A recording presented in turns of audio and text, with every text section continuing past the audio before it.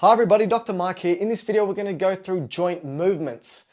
Now, the first thing we need to start off with is that different types of joints in the body have different degrees of freedom when it comes to their joint motion. And there's only three axes in which a joint can move in. If a joint moves in one axis, it's called uniaxial. If it's two axes, it's called biaxial. And if it's three, it's multiaxial. And the different gross movements that a joint can perform have different names, which I've written up on the board, and we're going to go through them one by one. But before we begin, you need to understand something called the anatomical position, because when we refer to each of these types of joint movements, we always have the anatomical position in mind. And this is the anatomical position, where we've got feet shoulder width apart, eyes facing forward, arms by the side, palms facing forward as well, like this. This is the anatomical position. Keep that in mind as we go through these particular types of joint movement. Abduction. Abduction is the first one. What does it mean if somebody's been abducted? It means they've been taken away. That's all abduction means. It means take away from the body or take away from the midline of the body. So, abduction of the arm. Abduction of the leg.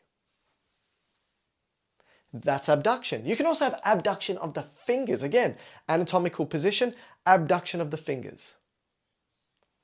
Then when we look at adduction, this is bringing back toward the body, back toward the midline. So you can have adduction of the arm. You can have adduction of the leg. And you can have adduction of the fingers again. When we look at the next point, flexion. Generally speaking, when we say flexion, we're referring about decreasing or minimizing the joint angle. That's what we're usually referring to when it comes to flexion. So if we use this definition, you can have flexion at the shoulder joint, flexion at the elbow joint, flexion at the hip joint, and flexion at the knee joint. Now you may ask, what about flexion at the ankle?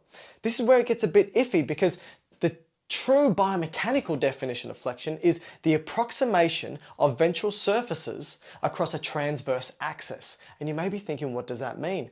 It's a ridiculous definition, but what we highlight there is ventral surfaces. And when we look at the foot, the dorsal aspect of the foot is actually the top of the foot.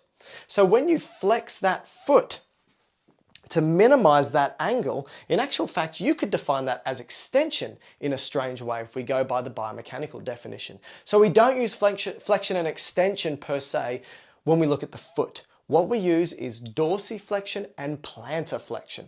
And so dorsiflexion is where we bring that foot or the toes up towards the top of the body. That's dorsiflexion, pointing the toes upwards. And plantarflexion is pointing the toes down towards the ground. The way I remember that is if you're planting something in the ground, plantarflexion, pointing the toes down towards the ground. Plantarflexion. All right.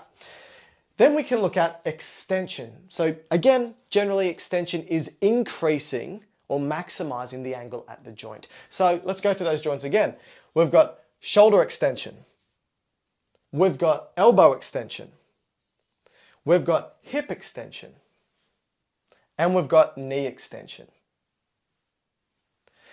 You can see that I've put the prefix hyper there. So you can have hyperflexion and hyperextension. And this is simply highlighting the fact that when you flex beyond that joint angle and when you extend beyond that joint angle, that's what we're referring to as hyperflexion and hyperextension respectively.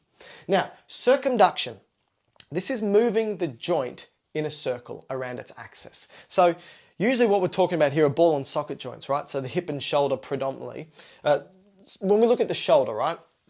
Circumduction, moving around in a circle.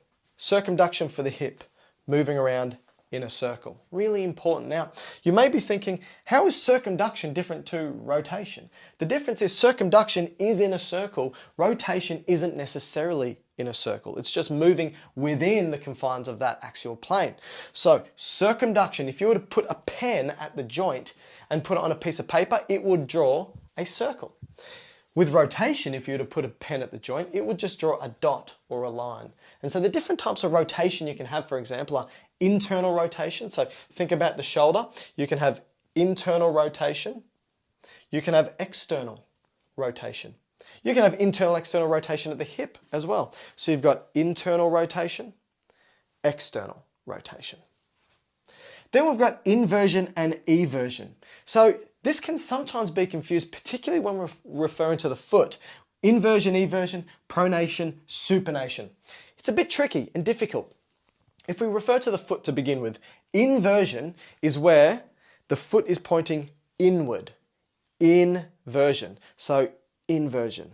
Eversion is putting the weight on the outside of the foot. So inversion, putting the weight on the inside of the foot. Eversion, putting the weight on the outside of the foot.